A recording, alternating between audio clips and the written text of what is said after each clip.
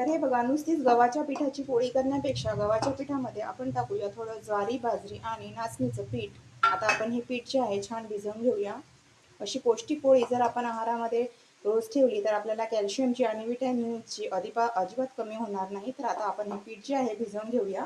मी पीठ भिजवून घेतलेलं आहे. आता आपण एक छोटा गोळा घेऊया आणि तुम्ही ज्या प्रकारे पोळी करता, म्हणजे गोल, त्रिकोणी किंवा चौकोनी, आणि तेल लावून किंवा तेल न लावलेली सुद्धा कशाही प्रकारचे, ज्या प्रकारची तुम्ही पोळी करता त्या प्रकारे इथे पोळी आता आपण लाटून घेऊया.